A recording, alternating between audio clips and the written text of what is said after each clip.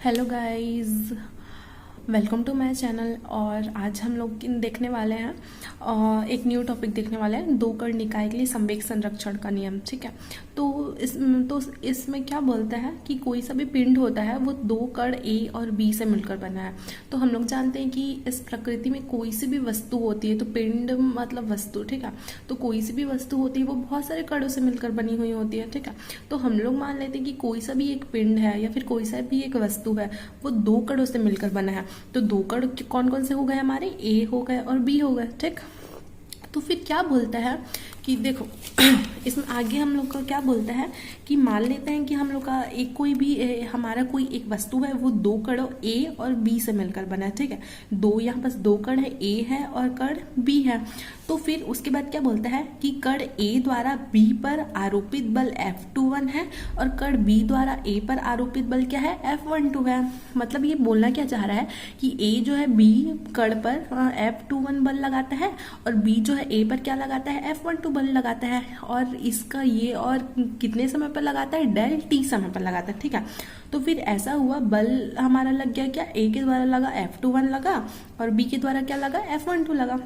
तो फिर इसमें हमारा संवेग क्या हो जाता है, कण ए के द्वारा लगाया गया हमारा संवेग होता है डेल P1 हो जाता है। और बी द्वारा जब संवेग लगाया जाता है तो संवेग में परिवर्तन होता है, वो क्या हो जाता है हमारा डेल P2 हो जाता है। और हम लोग पहले ही पढ़ चुके हैं कि डेल क्यों लगाते हैं, जब उसमें कुछ परिवर्तन होता है, इसलिए हम लोग उसमें डेल का यूज करते हैं। ठीक है, तो फिर हम लोग इस तरीके से एक पहला समीकरण हम लोग क्या निकालते हैं, F21 is equal to del P by del T.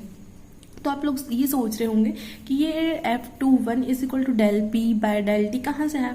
तो हम लोग ने पहले लेक्चर्स में पढ़ा हुआ कि न्यूटन की गति का द्वितीय नियम क्या बोलता है कि संवेग में परिवर्तन की दर किसके बराबर होती है, उसके उस पर आरोपित बल के बराबर होती है। ठीक है, तो वस्तु द्वारा एक पर लगाया कि बल जो होता है उसके संवेग में परिवर्तन के दर के बराबर होता है। ठीक है, तो ये हमारा समीकरण एक हो गया।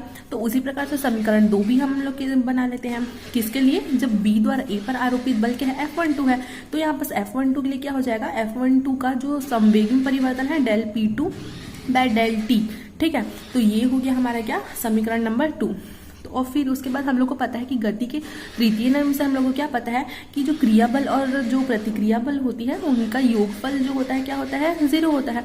तो F12 plus F21 is equal to क्या हो गया हमारा, यहाँ पास 0 हो गया। ठीक है, और F21 का हम लोग समीकरण 1 से देखते हैं क्या लिखा है यहाँ पास, F21 इज इक्वल टू क्या हो जाएगा, del P by del T. ठीक है, तो F21 का हम लोग जैसा का तैसा वैल्यू इसमें निकाल लेते हैं, हम जो भी है उसको पुटअप कर देते हैं। और F12 का जो वैल्यू हमारे यहाँ पास क्या लिखा था, del P2 bye del T. तो चुपचाप हम लोग इसको यहाँ पास रख देते हैं। ठीक है, तो ये जो F12 का वैल्यू समीकरण 2 में हम लोग देखते हैं कि इतना है, तो इसको हम लोग चुपचाप रख दिए। और इज इक्वल टू में इसके 0 है तो 0 रख दिए। ठीक है, RHS में तो 0 ही है। उसके बाद इसका जो है इसका जो डिनोमिनेटर वो सेम है, डेल टी है। तो डिनोमिनेटर सेम है तो उसका न्यूमरेटर क्या हो जाएगा, ऐड हो जाएगा।